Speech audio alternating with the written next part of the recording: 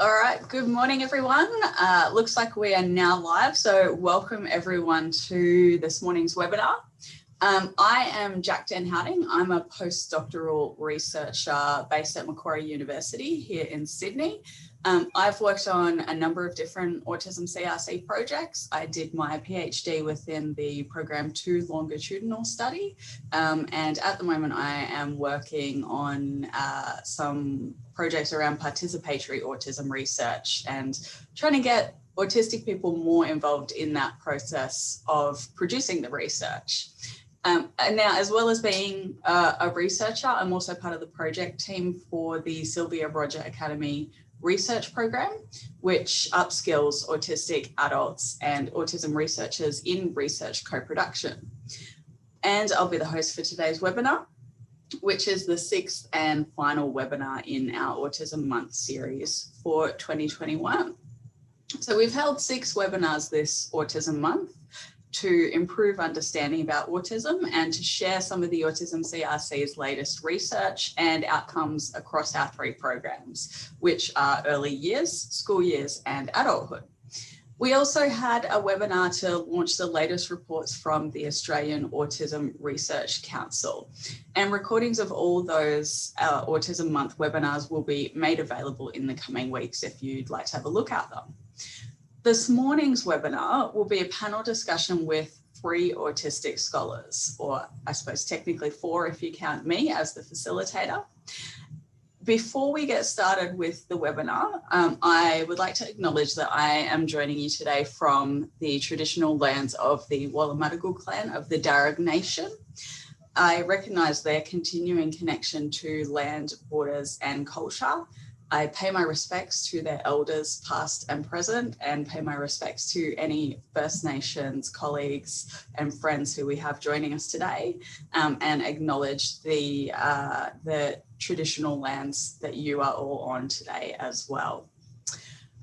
For today's webinar, I'd like to let you know that you've got the opportunity to submit text questions. So you can type your questions into the Q&A pane down the bottom of the Zoom control panel. You can see that it's got the little icon of 2 speech bubbles. I'm sure everyone's probably pretty familiar with how Zoom works by now after the last 12 or 18 months that we've had. If you do send a question into the Q&A, it would be really helpful if you can include the name of the presenter who your question is for, if it's aimed at someone specifically. And please do make sure that you're using that Q&A panel rather than the chat panel to submit your questions, just to make sure that we do see them and they don't get missed. You are also welcome to send your questions in any time during the discussion. We're going to start with a few pre-prepared questions that the panel has already had a chance to think about, but we will collect all the questions that you submit as we go along, and we will cover as many of those as we can in the last 15 or 20 minutes of today's panel. So I will move on now and introduce our panelists. So on today's panel, we have 2 autistic PhD students from the University of Queensland, and we have another autistic researcher who has previously completed a PhD. I'm going to let the members of the panel introduce themselves by telling us where they work and what their key research interests are, and also where they're up to in their PhD or their post-PhD career. So without any delay, I am going to introduce firstly Rebecca, firstly Rebecca to introduce themselves, and then I'll ask Pia and then Matthew to give us quick introductions. So take it away, Rebecca. Hi everyone and welcome to the webinar. My name is Rebecca Poulsen. I'm in my 4th and final year at the Queensland Brain Institute. I'm looking at auditory processing in autism, and in our lab, the Scott lab, we use a zebrafish model. So I started doing postgrad research in autism back in 2014 and continued on to a PhD, which I started in 2018. I've published a couple of papers during my time here, and yeah, I also am a member of the Australian Autism Research Council, the Autism CRC's Biobank Access Committee, and also the International Society for Autism Research Student and Trainee Committee.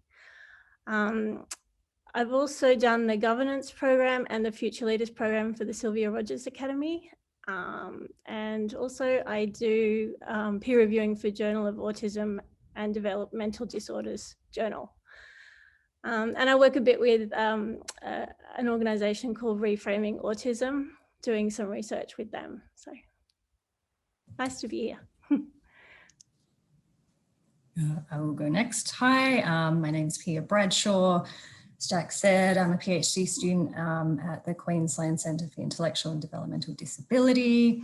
My PhD is looking at the healthcare experiences of autistic adults, and likewise speaking to GPs about what areas they feel like they may need further education and training in regarding autism.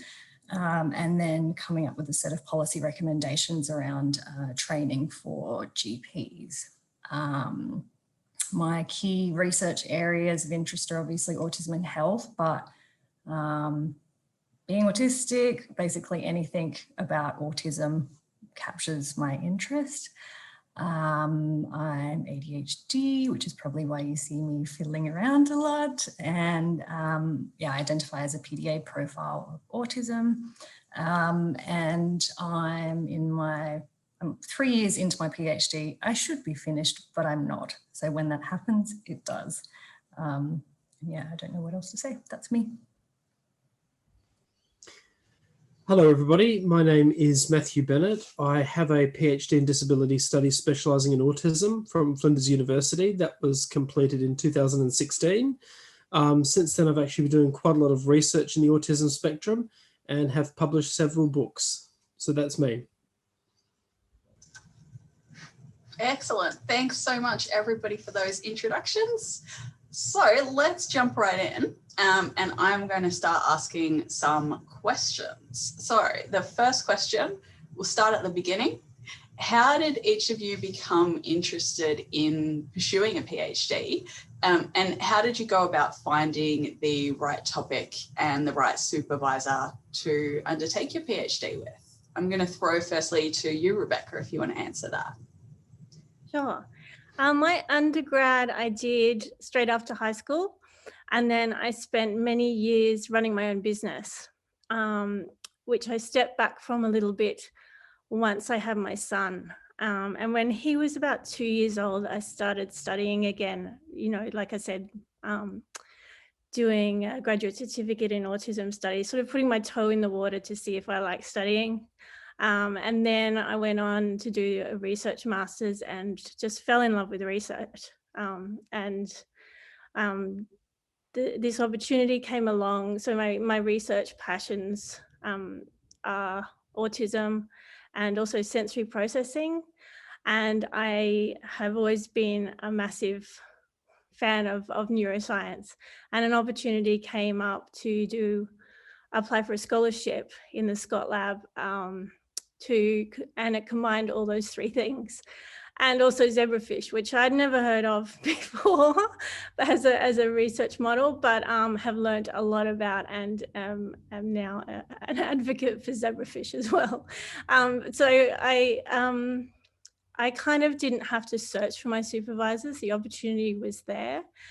I've been lucky enough to have really two really good supervisors, and they're really diverse in the way that they approach the supervision, and that's really good as well, is to have that range of skill sets. It comes together really nicely and works for me. So yeah, that's my story. Awesome, thanks Rebecca. And Matt, did you want to tell us a bit about how you got into research?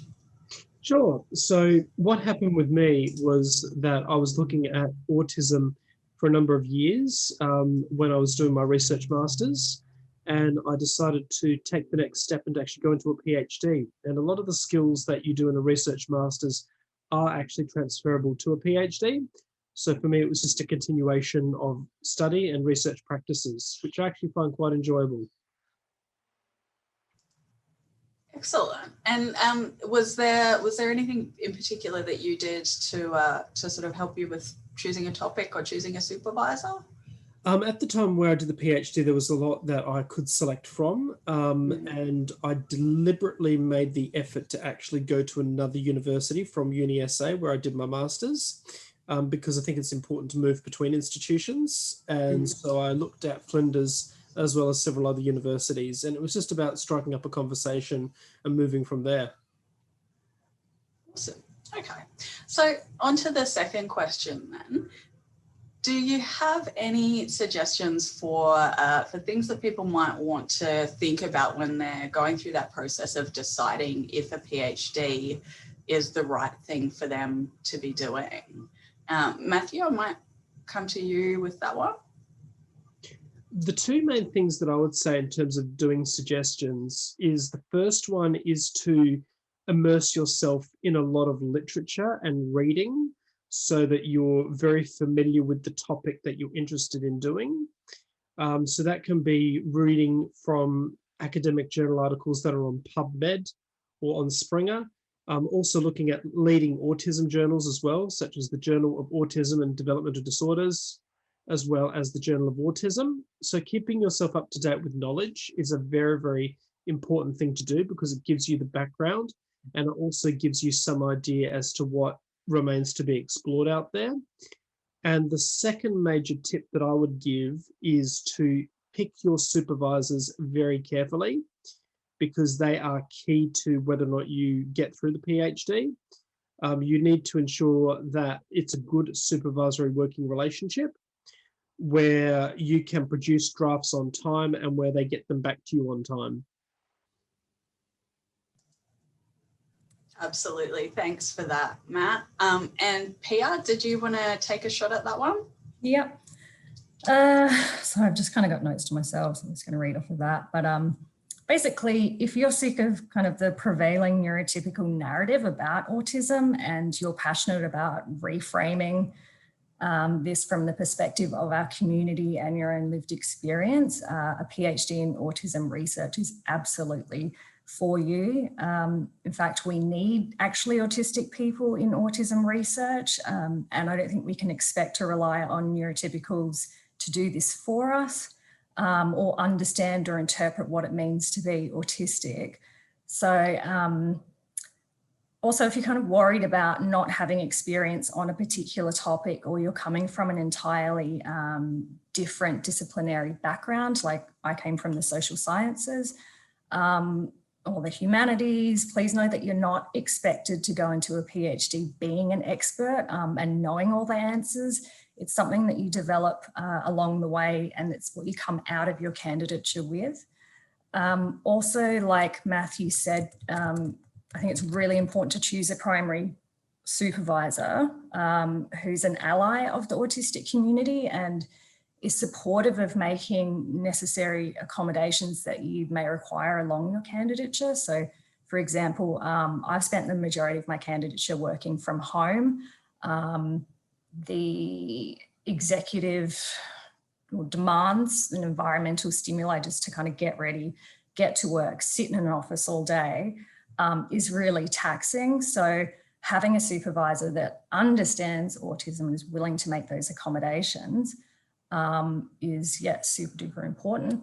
And I'd also encourage anyone listening who's interested in doing a PhD to email other autistic researchers like myself and the rest of the panelists, just to have a really casual kind of chat about like what uni they're at, what have their experiences been.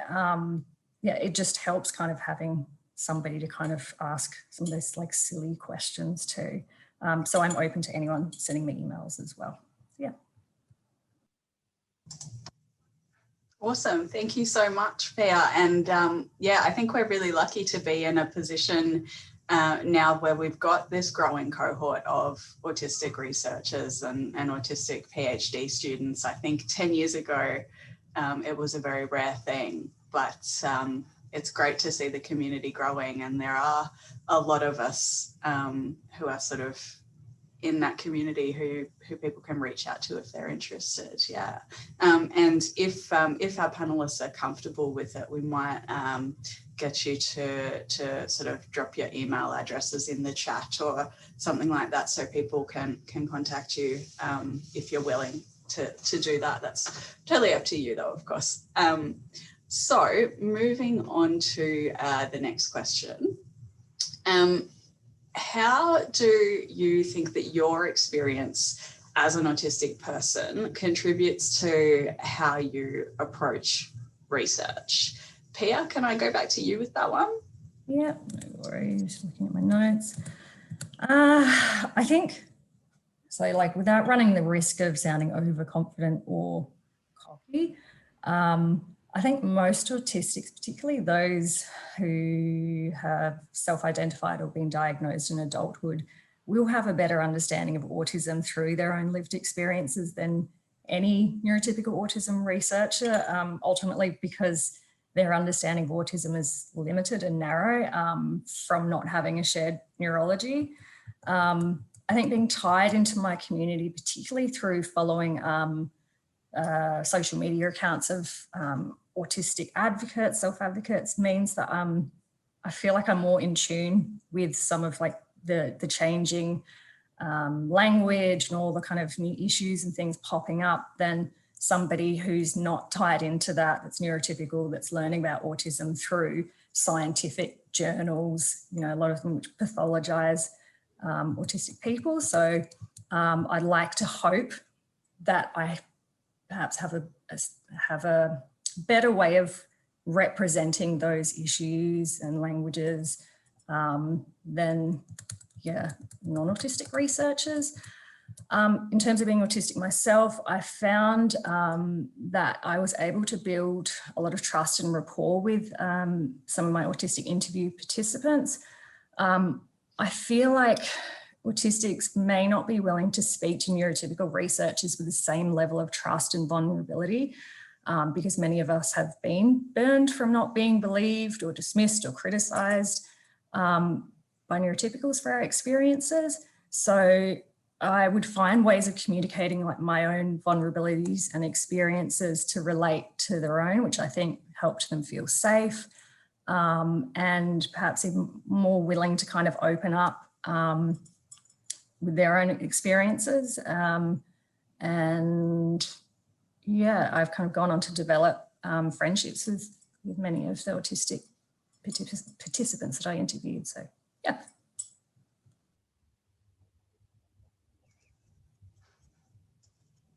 Excellent. Sorry, Pia, I just managed to do something weird to my screen, so I am still here. Yeah, and that's really interesting, actually, that you say that about the rapport with autistic participants, because that's something similar that I have sort of heard a lot about from some of my autistic colleagues who have just done a huge interview study, and they would agree with you that the quality of the data and the quality of the rapport, and as a result, the quality of the data that they got, they think is much better than it would have otherwise been if the people doing the interviews were not autistic. So I think that's it'd be something really interesting to actually look at. From, I guess, do a research study on that. My research brain is always looking for opportunities. So I am also going to ask, if I can, Rebecca, to talk a little bit about your experience as an autistic person and how you think that impacts on your approach to research. Yeah, I think a lot of what Pia said resonates with me in terms of being immersed within the autistic community online and through personal friendships and research interests. So, I've had the opportunity to embrace the autistic voice and understand the importance of autistic-led research and co-production. And also being open to challenging some of the older constructs surrounding autism and research questions around autism. It really frames the way that I approach research questions, and especially being in the neurological science or biomedical sciences, you know, research questions are sometimes framed a little differently to other sectors. So I'm really conscious of that.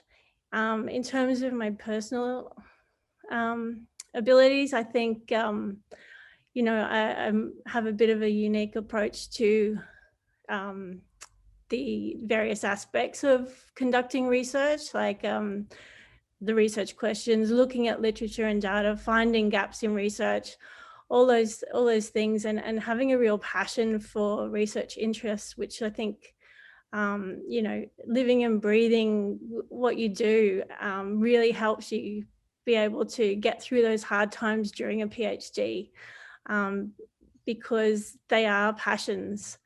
And that is definitely some advice I would say when choosing a topic. You know, these supervisors are definitely important. Your topic is really, really important as well, because you're going to be on that topic for 3 or 4 years, and being very passionate about that has got me through those hard times. Absolutely, yeah. And I think we probably all agree that there definitely can be hard times in academia for everyone. And I think particularly, you know, for those of us who maybe have a few more barriers in our way.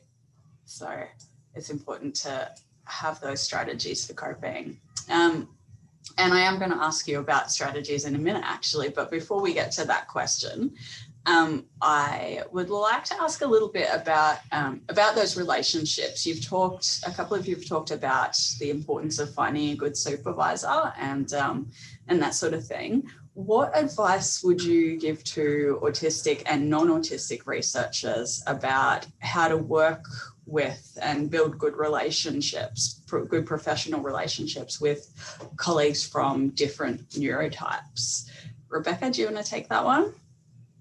Sure. So, you know, I think it's really important to advocate how you work and what works for you,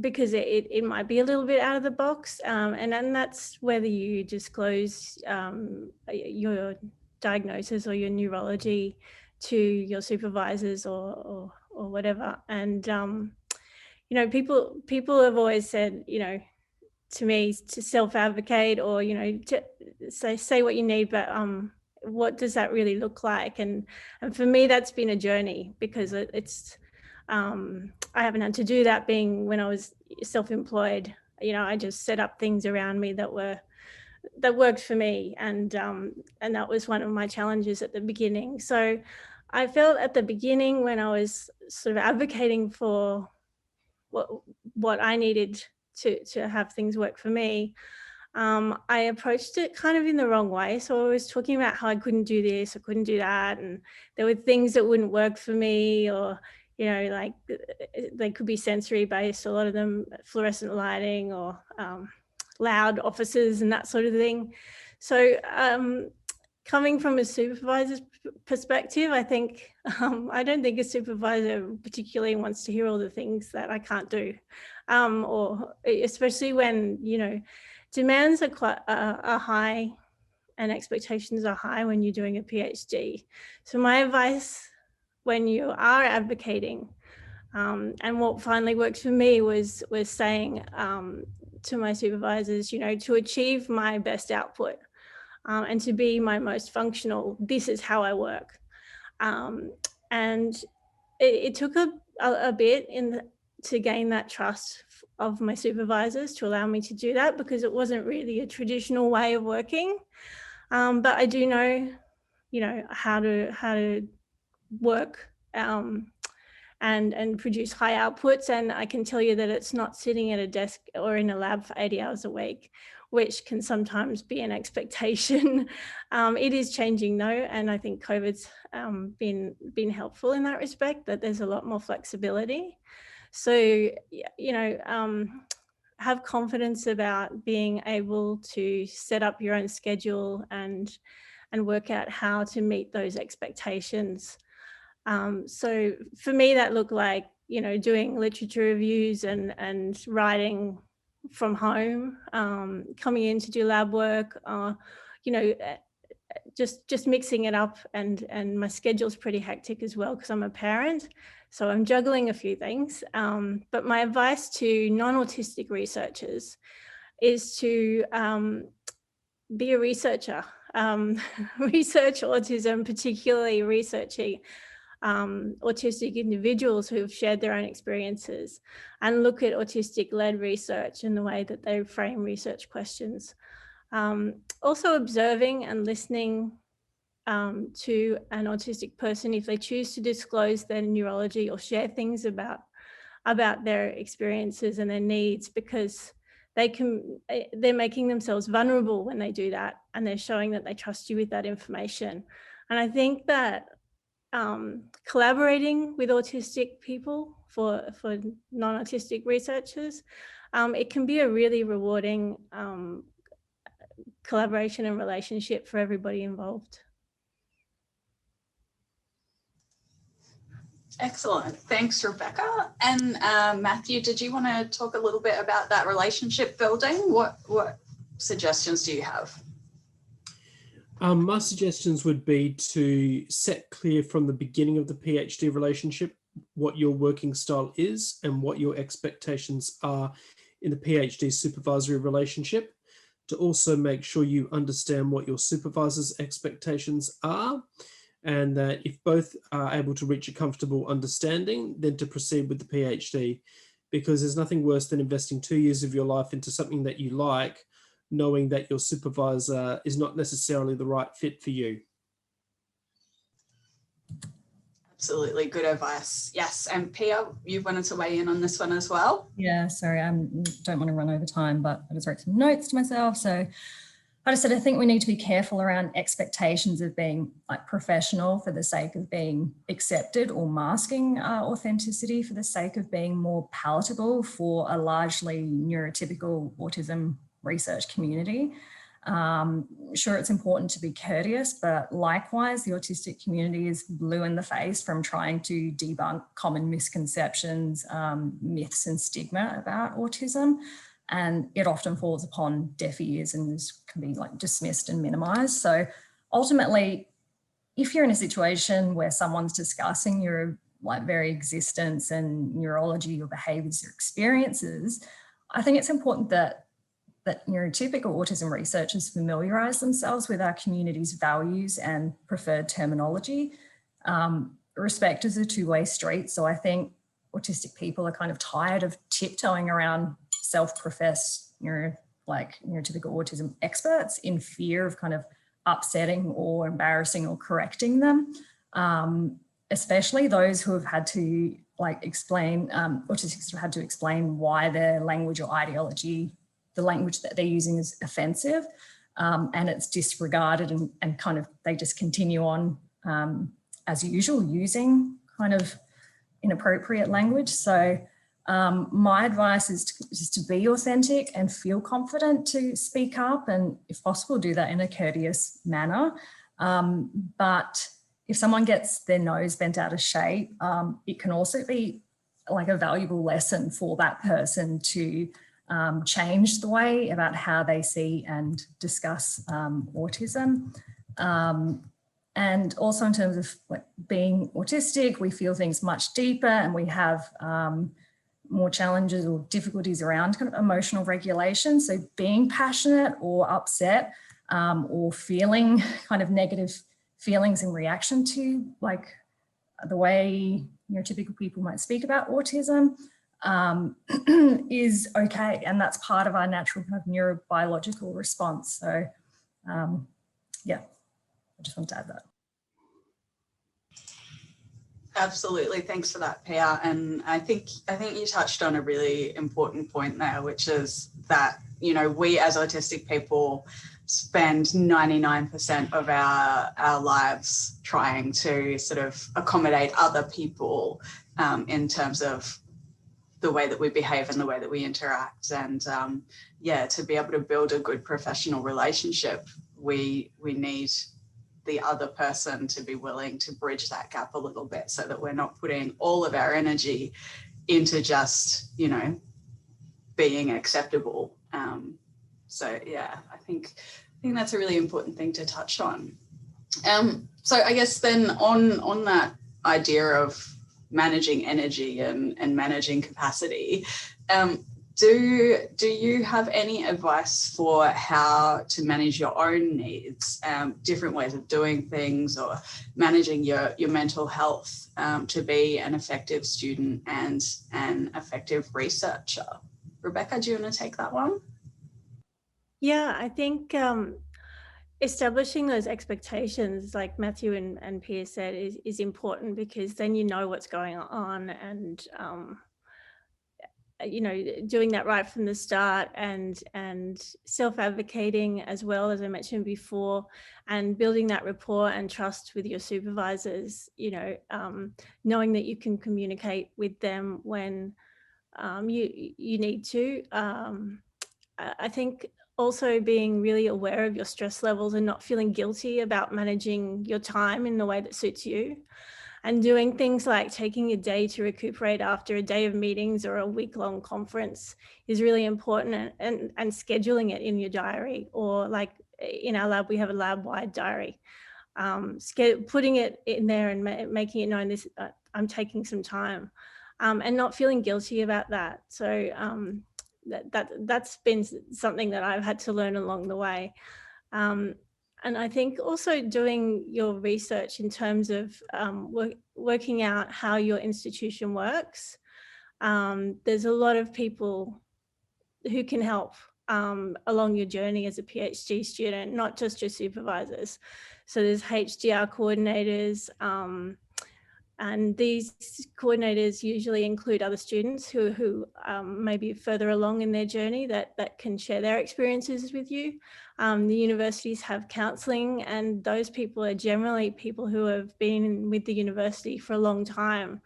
And they can tell you how things work and point you to other services that might help you along the way. Your other work colleagues as well are a great source of support. I find also tremendous value in the relationships that I have with other autistic researchers, not just in my institution, but through online communities and that sort of thing. And I think finally remembering that you're not the first person to navigate the path that you're taking as a PhD candidate. So gathering all, you know, opinions and talking to as many people as you can about their experiences can help. And doing things like this is pretty good too. Cool. And who else have we got? Pia, did you want to take a shot at this one? Yep. So it's really difficult, I think, for me being autistic and working in a field where you're often writing about how different people, places, institutions or professions need to be more understanding and accommodating, and the importance of kind of being your true, authentic self. Yet the reality is you're still expected and held to neuronormative standards within universities. In terms of meeting milestones, there's that kind of neuronormative idea that, okay, a PhD is supposed to be done in 3 years, maybe 4 years. But the reality is, like, I need more time to do things. I take a lot of downtime. I listen to my body. There will be periods where I may not do any work for, I don't want to get myself into trouble, a week, 2 weeks. And if that's what I need, that's how I work. And then once I feel ready to, then I'll power out a lot of kind of information. But I like what Rebecca was saying about not feeling guilty, and that takes time because we're being held to this idea that it's like we're writing about accommodations and how we need to be understanding, but that is not a lot of the time not being granted or given to us. So that can be really difficult. Hence the importance of having a supervisor that actually understands autism, and is an ally. and having those accommodations, like I said, work from home. And if you're kind of a perfectionist and you're feeling that pressure and that guilt of I should be working, I should be sitting at my computer from 9 to 5, and you're pushing yourself too much, autistic burnout is a reality. And often if you keep trying to push yourself through burnout, normally the burnout's going to last longer and longer and longer and takes longer to recover from. And like Rebecca said, I found that connecting with other autistics and autistic researchers to kind of blow off steam is a really good way to kind of vent and talk about things. And I've had like regular long-standing meetings where we've like met every Friday and had drinks online and just chatted with each other and kind of blowing off all that steam. So yeah, connecting with other people in the same boat. Yeah, absolutely. Support is so important in academia. And I mean, I think we really need to see some structural change within the system as well, because, you know, the system of academia is really built to just encourage ridiculous amounts of overwork and yeah, it's not a particularly healthy sort of culture in academia. You know, I know I definitely get lots of emails coming in at sort of 11 o'clock at night and 7 o'clock in the morning, and I can't work those kind of hours. That's just not sustainable for me. Yeah, so I think it would be nice to see some structural change where it actually is more not just acceptable but encouraged and expected, that you maintain a healthy work-life balance and that you're working reasonable hours and taking reasonable downtime and all of that sort of thing. I think it would be much easier for us to manage as autistic people and better for everybody, really. Yeah. So I've got one more question and then we'll start taking some of the questions from the audience. But the last question that I want to put to the panel is, within the autistic community, we've got a lot of shared understanding and a lot of, I guess, anecdotal evidence about experiences of being autistic, things that the autistic community knows, that aren't necessarily reflected in the academic literature. So how can the research community work towards building an evidence base that reflects some of that autistic community knowledge? Pia, do you want to answer this one? Yep. So I guess starting by having more actually autistic people in autism research. Yeah. Unfortunately, autistic people have been excluded from our own narrative. So there isn't a lot of peer-reviewed literature written by actually autistic people in autism research. And it's really hard because I know when I've written articles, being connected to my community, we know that things are true or are, you know, our shared experiences and things we're talking about, but you can't reference, you can, but to try and reference that in an article, a lot of that literature is grey literature, so from people's blogs and stuff. And if you, I don't know, I feel like non-autistic researchers want peer-reviewed sources, and yeah, unless something can be quantified or referenced as academic, it's hard. Where was I going with this?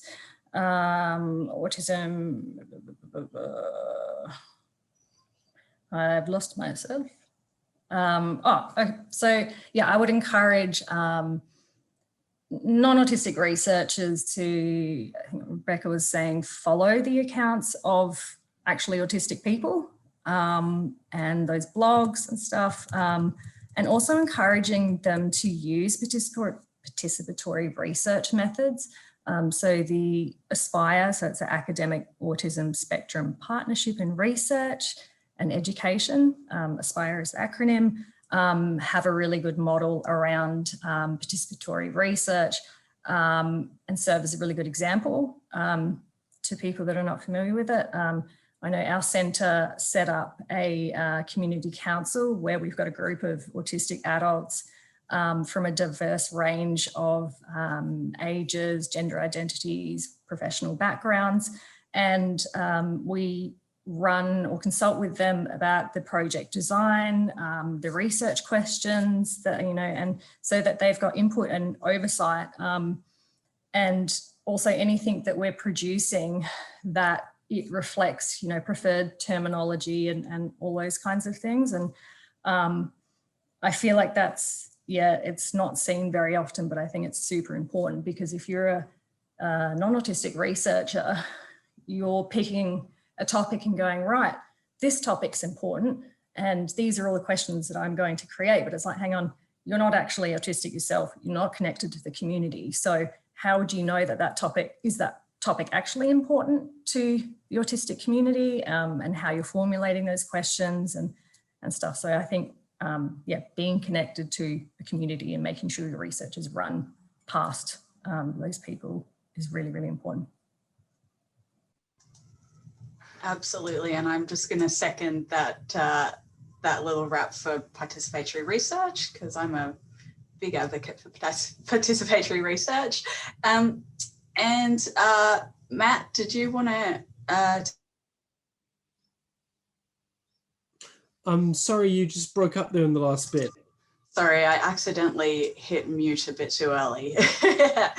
Did you want to talk a bit about that need to reflect autistic experience in the literature and how we can do that?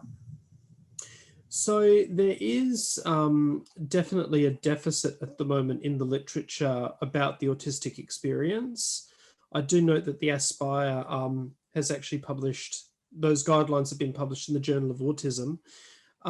At this stage, I'd like to say that although it's very beneficial, in my opinion, to have the autistic experience in literature, another barrier that in my experience, a lot of researchers are encountering is at the journal level. So there is quite a lot of publication bias, for example, where a autistic researcher may submit to a journal their research that's based on the autistic experience, and either the journal it says to itself, I'm sorry, it's not the right fit for the journal.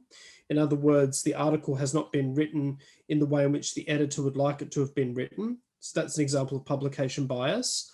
Or alternatively, if the journal decides to go out on a limb and actually send it out for peer review, sometimes the peer reviewers think that, look, I'm sorry, but this is interesting, but it's not robust enough. It's not objective enough.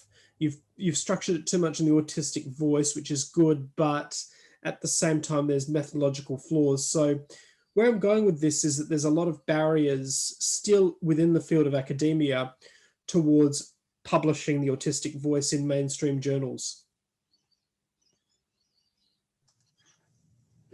Absolutely, that's a really interesting take, Matthew, and I think it's something that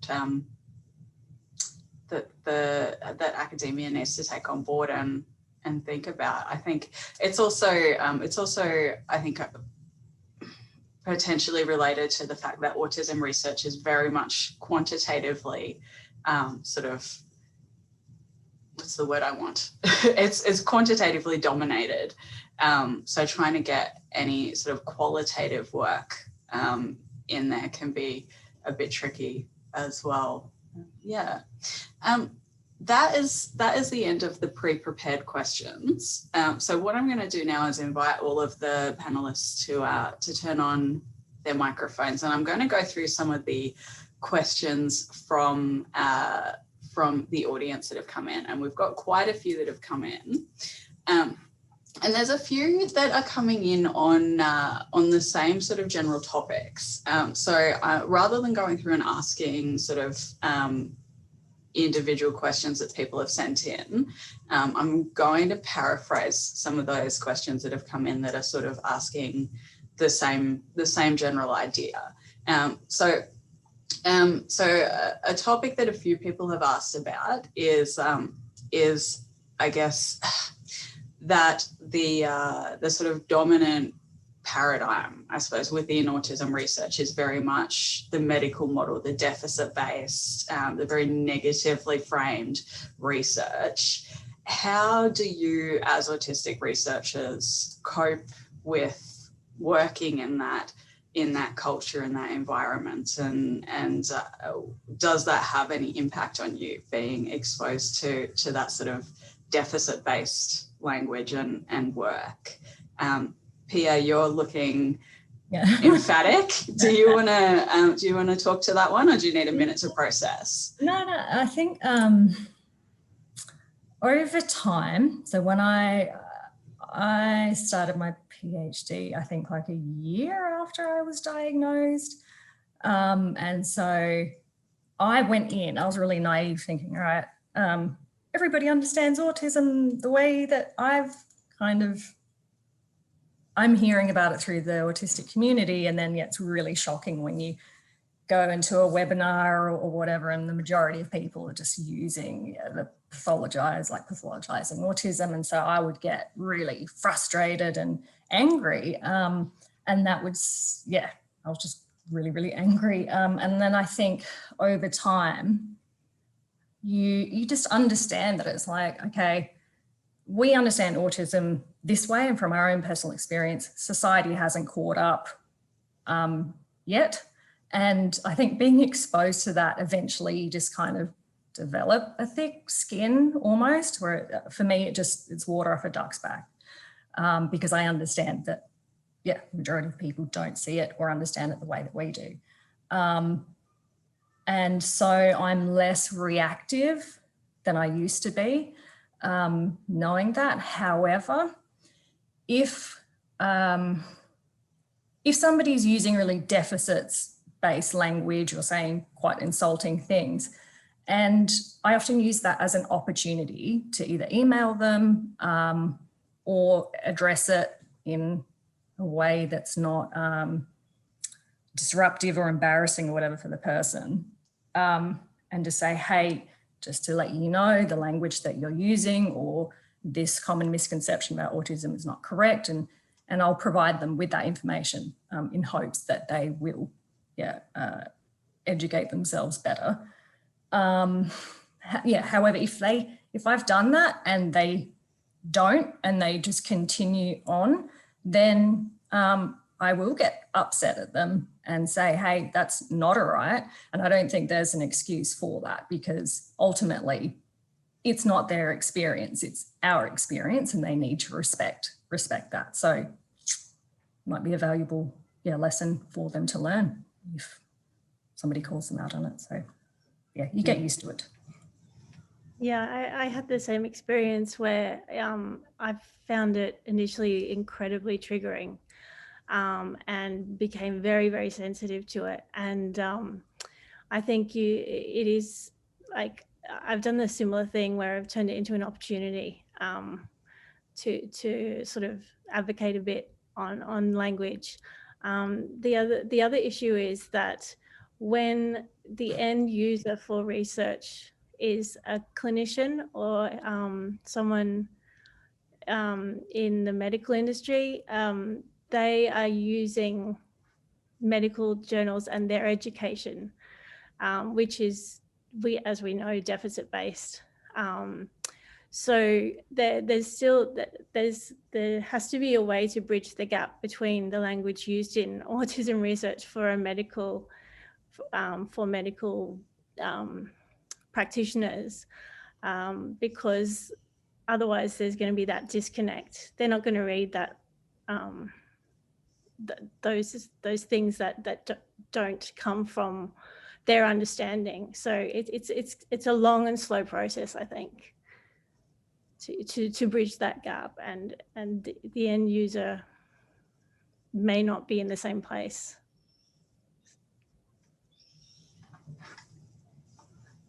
Matt, did you want to weigh in on that one? Or? Sure.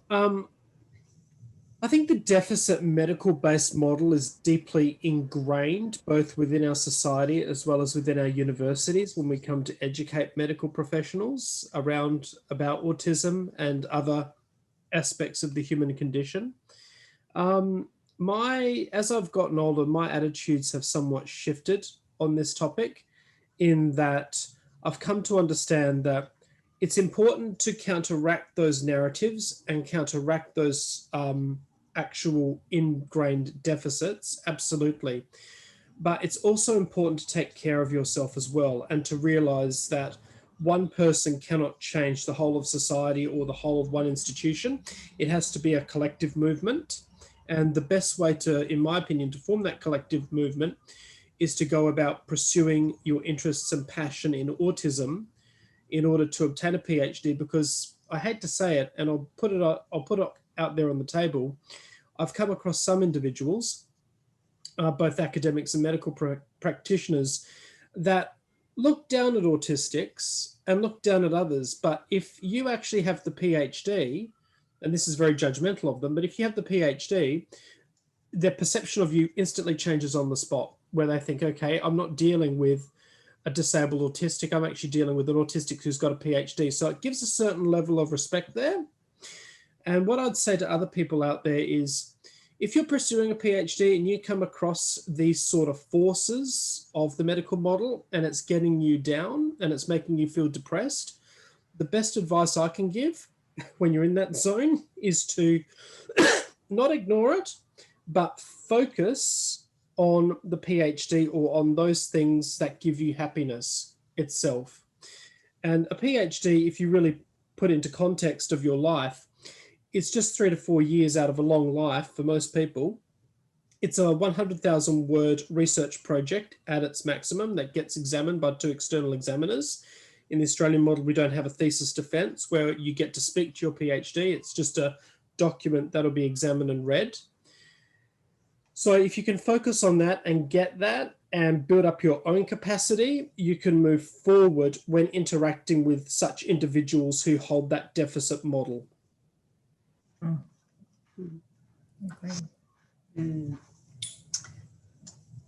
Another question, or actually another sort of few questions are coming in on the topic of disclosure.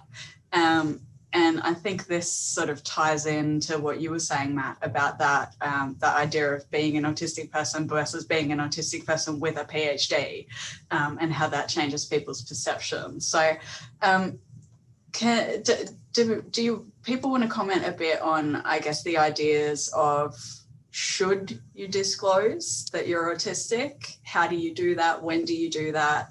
And have you found that disclosing being autistic has had, I guess, any impacts, positive or negative, for you in academia?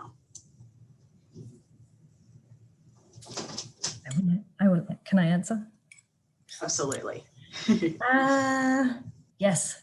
I know, so there's a lot of debate around and whether it's safe for people. It's a personal choice, and you've got to weigh up, is it safe to disclose or not, and what are the ramifications of it?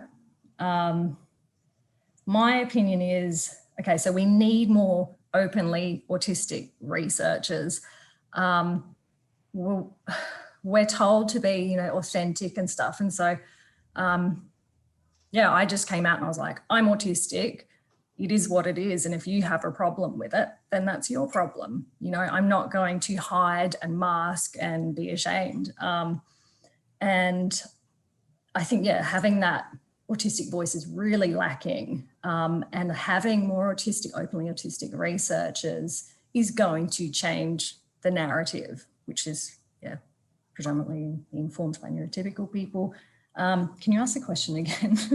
I did have. There were lots of parts to the question, yeah. So it was a bit confusing. I guess the other thing that people are asking about is how disclosure has sort of changed your experience. So have people recognized you as autistic? Have you had that "you can't be autistic" response? Okay. Has it had any benefits? I think it legitimizes, honestly, like. If I say I'm autistic and this is what the autistic community is saying, people don't tend to challenge that if they're not autistic.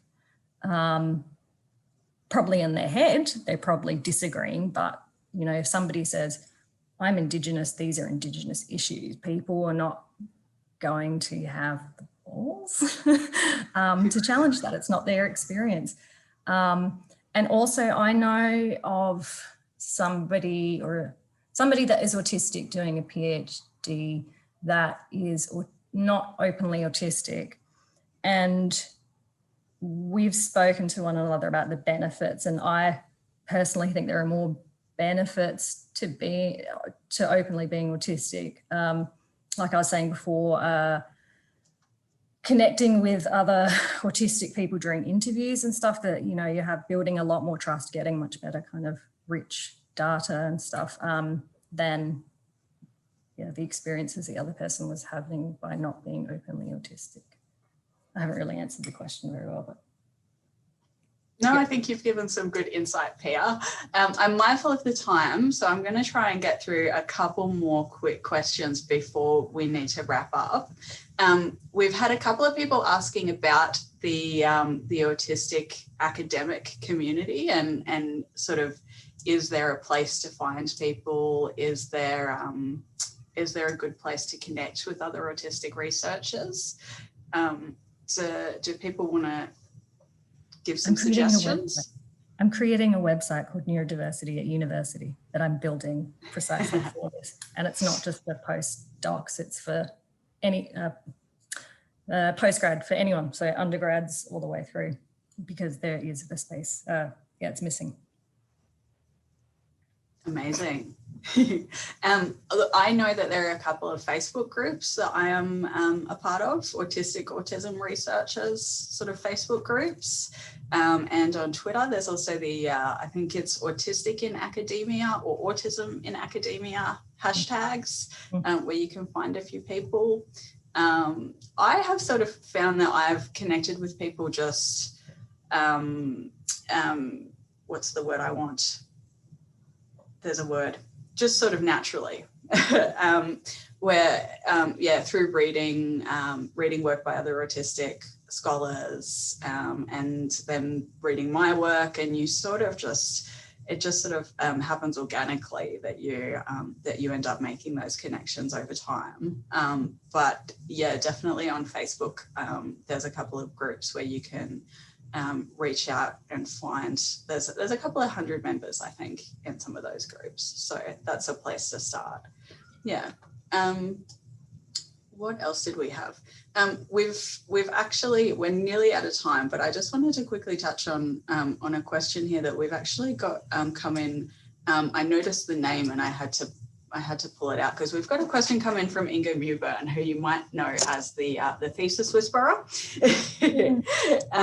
So she's asked, I heard Pia identify as PDA, and could you explain some of those different profiles and how that has impacted on your study? I know that's probably not something you can do in 1 minute, Pia, but do you want to take a shot at it? So pathological demand avoidance. Yes, the title is horrible.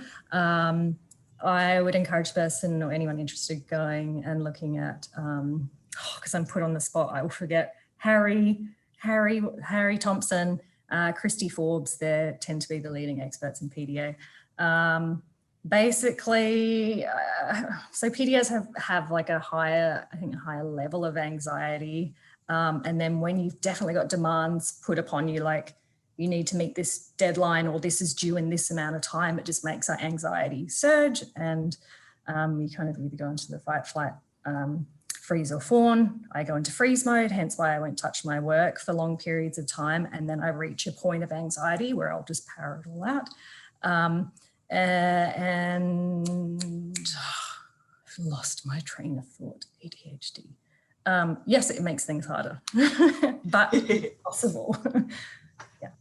Yeah, awesome. Thanks, Pia. And just really quickly, we have a question from Maurice, who says he's recently diagnosed. He's 60, ex-clinician. Is he too old to do a PhD? I say no. I say you're never too old to do a PhD if that's what you want to do. I've got nodding, so I'm assuming people agree with me, which is good. Awesome. So it is 11 o'clock, so we've reached the end of our time. there are still a few questions that we unfortunately haven't been able to answer, so I apologise for that. But we've got a couple of the presenters have put their email in the chat box. I will add mine there when I stopped talking, because I can't talk and type at the same time, but feel free to reach out to us if you do have specific questions for the presenters that you'd like to have answered.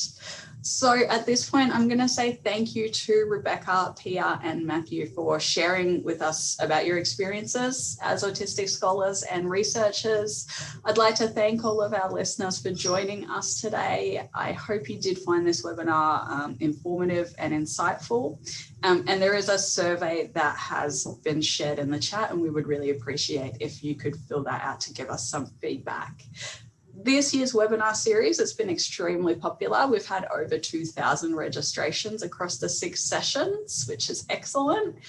If you would like to share today's webinar, we'll be placing a recording of the session on our YouTube channel, the Autism CRC YouTube channel, and that will be shared on the Autism CRC website and also through social media, Facebook and Twitter. That will go out most likely in a couple of weeks' time. If you'd like to know more about the Autism CRC's work across the lifespan, please do visit the Autism CRC website, and you can also sign up there for our e-newsletter and participate in some of our research. And of course, you can follow us on social media as well on Facebook and Twitter. So once again, thank you for joining us today. I'm going to quickly throw my email in the chat box before we stop the webinar.